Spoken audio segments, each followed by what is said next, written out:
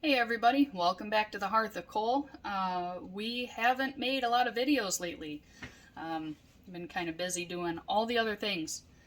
So if you're anything like me, and I assume that you are because you're watching my video, you really want to make sure that you have the things that you need in order to continue with normal daily life during our uncertain times. I'll call it a pre-depression.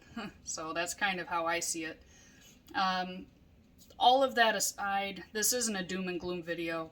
I want to show you how you can have one of the luxuries that we take for granted even in times of distress. And that is coffee, right? We all, most of us, not everyone, but most of us enjoy a good cup of coffee in the morning. Well, when shipping is difficult, when gas is not existent or hard to come by, when you just can't get supplies like you used to, what are you going to do for that cup of coffee? Are you going to go pay 100 times what it costs to produce it at Tim Hortons, which is my personal favorite? So if I am going to treat myself, that's where I go. But in reality, if things are getting desperate, the luxuries are some of the first things to go. Coffee, even though it's a lifeblood, is a luxury for us. We don't understand a lot of times exactly how much energy it takes to get these products to us, right? But we're finding out the last 2 years, we've found out how difficult it is to move product. So buy early, buy what you can afford, store it well, and be prepared, right? Okay, so my PSA is over. How do we go from green coffee beans, right, which are significantly cheaper to purchase and longer and more shelf stable, to this, right? Home roasted, ready to grind up and drink. Brew, then drink it. I wouldn't drink coffee grounds. It's gross. And somebody probably does it, but not me. Anyway, we get roasted coffee beans, of course, by roasting the green bean itself. Now, from different things that I've read, and I'm not a coffee expert, but different things that I've read have suggested that dry green coffee beans can store 15, 20 years if stored properly. That might be a couple of desiccant packs in a 5-gallon bucket with a Gamma Seal lid, and then just don't open it. That can stay that way as long as it doesn't get wet, doesn't get bugs in it, Coffee beans are, they have a compound in them that actually acts like an insecticide, so a lot of times bugs won't bother coffee beans. They'll go after wheat berries, they'll go after sugar, they'll go after all of the dry goods. Coffee beans, they don't seem to bother too much. But that's just what I think. Do your own research, see what you find. The producer that I use, or the middleman, because there's really only a very few ways to get a hold of coffee in the United States. One of them is to go to your big box store or even your smaller retailers and buy what they've already sourced. You have no control over how those farms are treated, how the product is treated, how it's shipped, if people are getting paid appropriately. So if those things are important to you, do your research where you buy your coffee and what you buy. If you're going to jump into green coffee and try this for yourself, which I really hope you do because it's awesome. If you decide to do that, the company that I use is called Sweet Maria's. They have a pretty global reach. They can get coffee from the Pacific Rim. They can get coffee from South America, Middle America, all the way over to Africa. They've got a global network that they source from. What I like about them is they are a direct from farm source. So you may get a batch of coffee through their company that is from a co-op in Sumatra, right? And this Sumatran co-op is a bunch of small farms that come together to ship their goods out. They generally have organic coffee, but not always. So they'll list it when it's organic, but they do deal directly with the smaller farms and the smaller co-ops. So you're not going to get big conglomerates in the coffee industry. So do your research on that. It's actually pretty interesting how the coffee cartel works, and what it generally entails. But just take it all with a grain of salt, right? Everything looks huge if it's under a microscope. So just do your research, learn a little bit. The company that I like and I've used for about 6 months now is Sweet Maria's. So I'll leave a link in the description below on how you can get in touch with them. Their shipping is a bit slow, but it is what it is.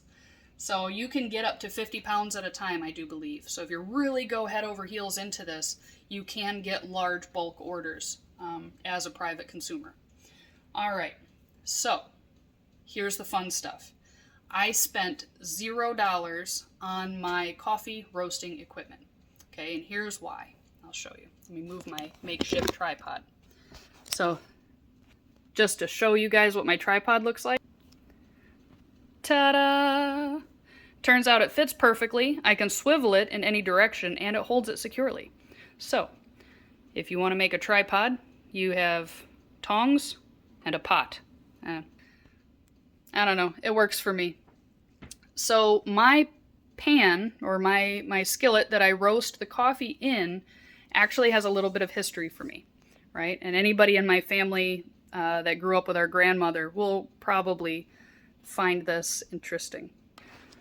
So this is my grandmother's chicken frying pot. And the bottom is bowed, so I don't know if you can see. The bottom is bowed and starting to rust a bit.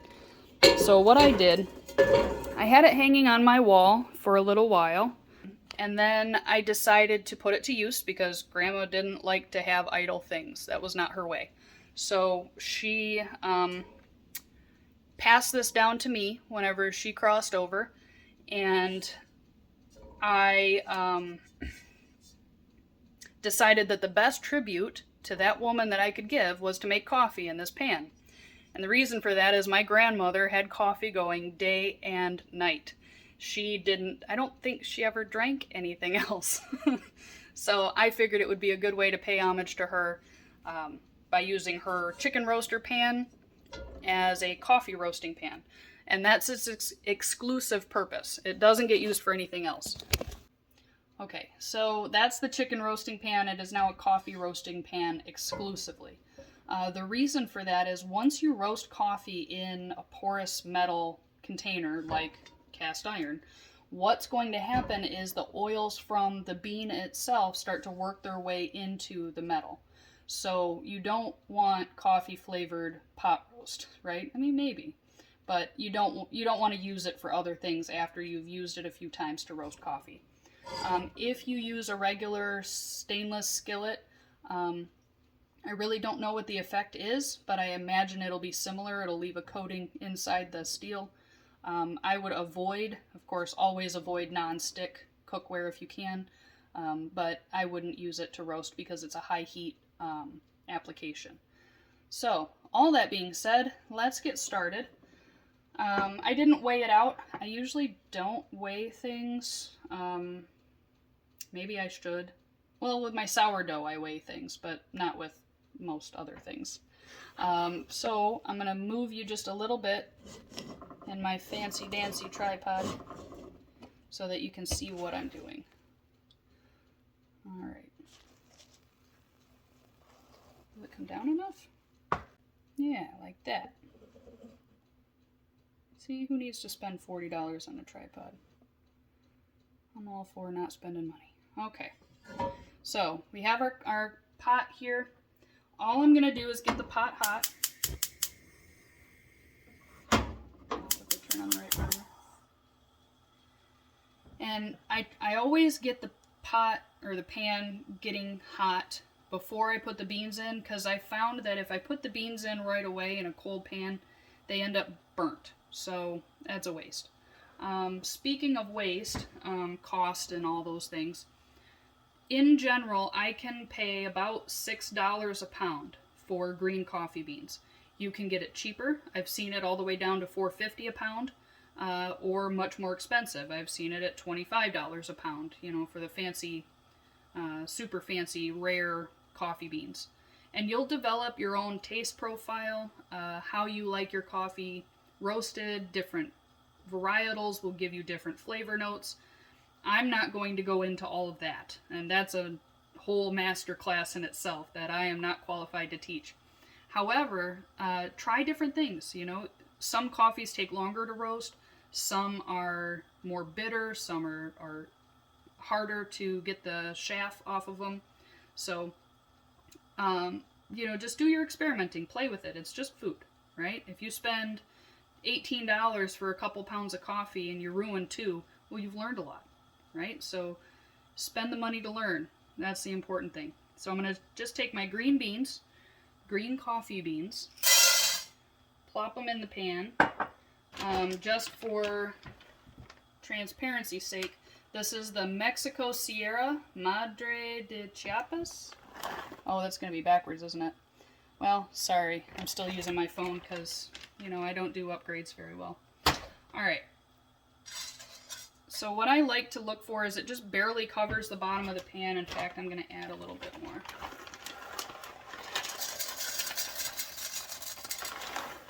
You don't want them to be too close together. In my experience, what happens is some of them will cook really nicely and other ones will just burn or they won't cook at all. So I don't like adding a whole bunch. Just over a cup, I think, is about what that would be in this pan. And I like cast iron because it gives it a nice even heat all the way through, so I don't have to worry about hot spots in the pan. But you want to let it kind of sit for a second at the very beginning. And what I do is I just give it a little stir. Look for anything that's really deformed. I know some places will recommend that you pick out any that have peck holes, or you pick out the ones that are, you know, really, really deformed. I don't bother because, 1, I don't have that kind of time. And 2, it hasn't affected the flavor or the overall roasting profile of the beans that I've noticed at all. But that's just my opinion. Again, I'm not a coffee roaster expert.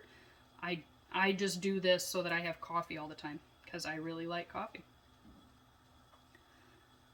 And a medium heat, I'm using a gas stove, so medium heat generally will give me what I need. In the beginning, you know, just kind of swish them around. Once you get first cracked, okay, so we'll explain this. You'll have a couple of stages that the beans go through while they're roasting. One is that they start to swell. So whenever you take them out of the bag, they'll be pretty hard and compact. As they get warm, they'll start to swell up a little bit. You'll see that. Right after that swelling, you'll start to hear what's called first crack. And it's a very sharp popping noise. You'll hear it here in just a few minutes. After first crack, it will have a lull, and then it'll start with the second crack, which kind of sounds like Rice Krispies after you pour milk on them. Very low, crackly noises all the way through. Leading up to first crack, you don't need to stir it constantly. After your first crack, you do need to stir it constantly, otherwise it will burn. And then it'll taste like Starbucks, you know. So, with roasting coffee indoors at home, big consideration is smoke, because it will smoke. Once you hit first crack, you're going to see a lot of smoke coming off of the beans. That's normal. That's the oils burning off, basically. In fact, I'm going to lower my heat for just a moment while I get my fan, because I forgot to set up my fan.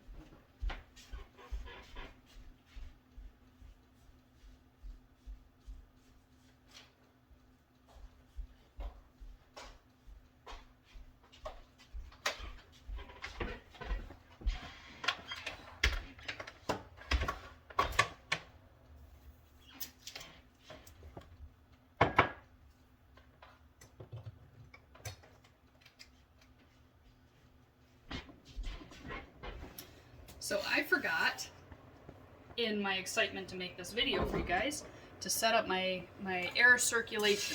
right? I've got a box fan over there blowing this way so it kind of moves the smoke out. Hopefully it'll all go outside. However, because of the volume of smoke that will happen, I am going to cover up my smoke alarm. Full disclosure, we don't have a hood fan yet, so that hood fan would eliminate a lot of this, but we just haven't done it yet. So that looks good. Ooh, I'll show you this. What you'll see is as that's roasting, you'll see these little papers kind of coming off. Let's get down here. You'll see these little papers right here.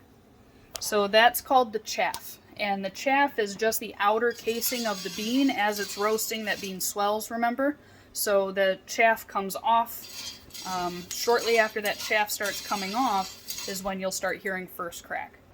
Oh, you're too far away. Oop, there it was. Did you hear it?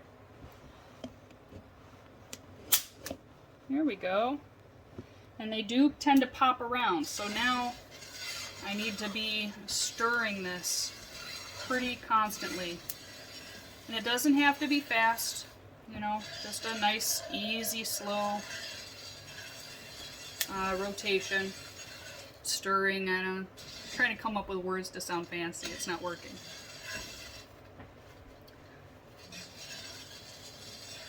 If you've ever made gumbo from scratch, you know this process, right? It's that slow, steady stirring to make sure that nothing burns, but it's all roasting at the right constant speed. Because this is this isn't like a temperature controlled roaster, you're going to get first crack at different times over the whole breadth of the roast, if that makes sense. So this batch, some beans will start to do first crack, other ones just aren't ready yet. So you'll get an uneven color profile at the end, but that's okay. It'll taste good, I promise. Also, be aware that your house, after you roast coffee, will smell like burnt grilled cheese for about 2 hours. So if you're not okay with that, I would do this outside. However, I don't care, because air is always circulating through the house. If it's warm or even just not cold, we have the windows open, so we've got pretty good air circulation in the house. I am not concerned about a little bit of a smell. It doesn't smell bad necessarily, but it is noticeable. So can you see the chaff here kind of building up?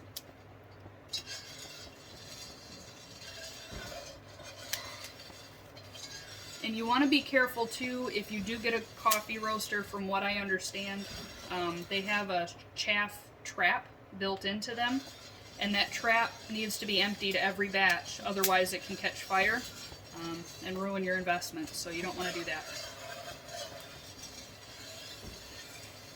Literally, this is all it is, guys.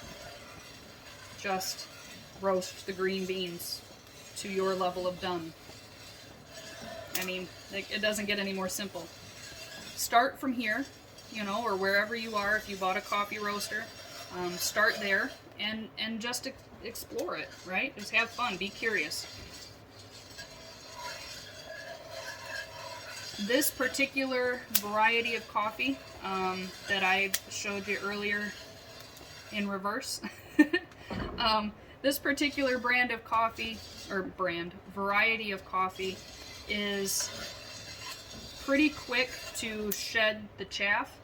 I've found that happens earlier with this one than, say, Colombian, or even Ethiopian took a long time for it to shed its chaff, but can you hear it now? I'll let it sit for a second. Don't be quiet, there you go. So they'll start to pop and crack. I'm going to turn the heat up a little bit. It should happen pretty much around the same time. I changed the heat on this a few times, so it's not going to do it. Not going to hurt the batch at all, but it's just, you know, you find your your do's and do nots as you go through the process. But you can already see it's changing color quite a lot. Now it looks like peanuts, right? So this is about the time when everybody finishes up their first crack.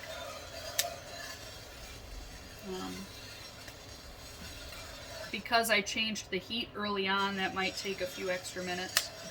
But from start to finish, if I'm just doing this and I'm not trying to make a YouTube video while I'm doing it, usually takes me 15 to 20 minutes to roast a roughly 1 pound batch of coffee. Not that long at all. The reason I started doing this, see, you can see the smoke now starting to come up. The reason I started doing this was cost and also availability. So at my local grocery store, when I lived downriver, they were selling 12 ounces of pre-ground coffee for $6 to $9, depending on what kind you got. If you were looking for a organic or, you know, fair trade coffee, you're spending the higher dollar. 12 ounces for $7 was outrageous to me. It still is. And especially now when I pay between $6 and $7 for a whole pound of whole bean coffee, there is you would have to really press my circumstances to make me go buy coffee at the grocery store again. But that's just me. I have some inexpensive ground coffee as a backup in case for some reason I'm sick, I break a leg, I'm, you know, out of town. That way, if I don't get around to roasting coffee, I have my safety net. Coffee must be preserved, right? So, that's why I started doing it. It was just so expensive to me to buy who knows how old pre-ground coffee from a store that, you know, may not have it on the shelf next year. So, anyway, maybe it's looking too far in advance. In any case, I really enjoy the process and I can change it. So if I'm feeling like I want a dark roast, then I just go farther past the second crack and I really let those oils develop. If I'm looking for a lighter roast, like where it is now would be extra light. There's different levels of roast, obviously. I prefer a city or a full city roast. I don't like to go too dark a lot of times because by the time I get there, some of the some of the beans are burnt, and that definitely comes through in the flavor. However, the overall color is what I go by, not by time limit. I don't set a timer for this. I just kind of watch what it does, and I follow along. This is a really slow first crack on this batch. Then again, I've got my heat just under medium. Try to maintain that progress.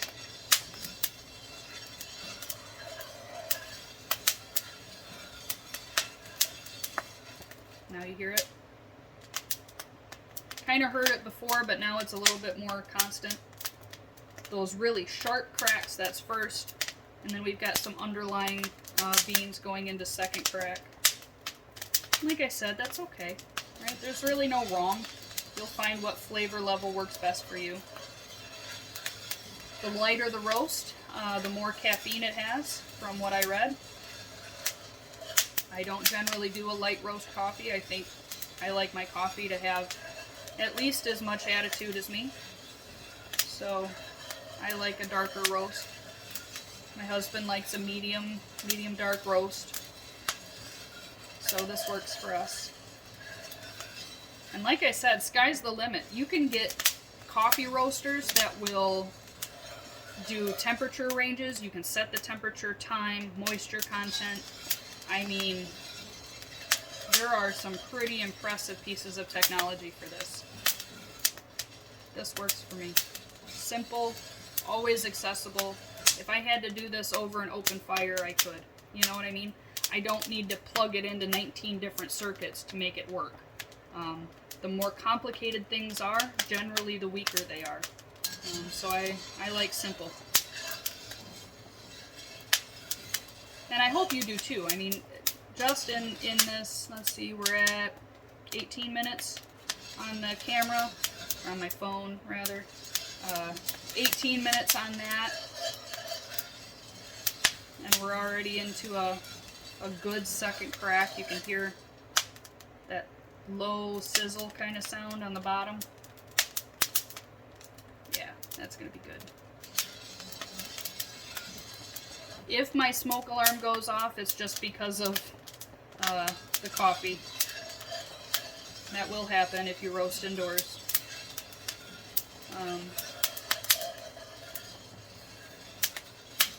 So what you're seeing now, you've got some beans that are nice and dark. You've got other beans that are kind of a lighter brown. Whenever those oils really start to be expressed, and you can see that kind of in the sheen on the top of the beans here. When those oils really start coming out, that's when I start to stir a little faster. Because if I don't, it can, right in the face. If I don't stir it constantly with the right speed, then it will definitely char. And right, isn't that just the art of cooking, is charring at the appropriate pace? And that's what we need to do.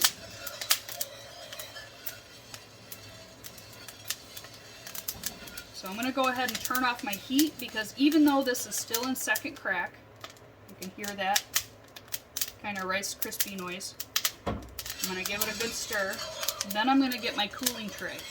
This is very high tech, guys. You're not going to believe it.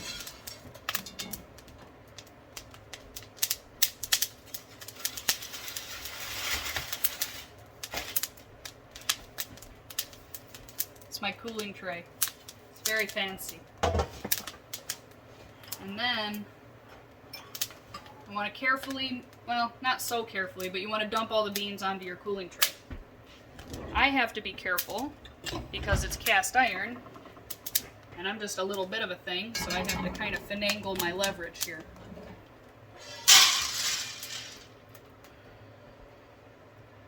And then you'll see that those beans, they're still smoking. They're very, very hot. So don't be tempted to grab like a straggler. If it popped out of your pan, don't just reach and grab it. You'll burn your finger, and it will hurt. But yeah. So the next thing I do is I go outside because it's kind of windy today, and then I'll separate the chaff from the beans. So let's go do that. See if I can take my high-tech tripod with me. Oh yeah, it even comes with a handle. How cool is that? Alright. Close the screen door. So I don't know about where you are, but it's fall here, guys. Leaves are changing.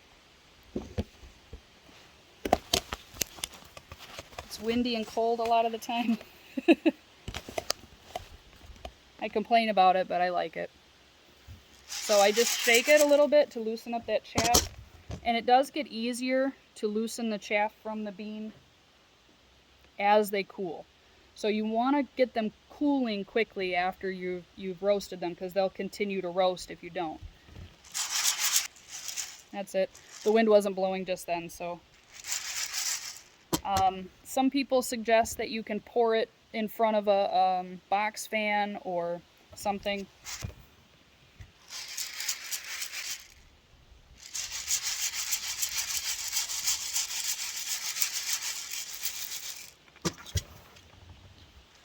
Don't be dismayed if you live in the city or something and your neighbors think you're crazy.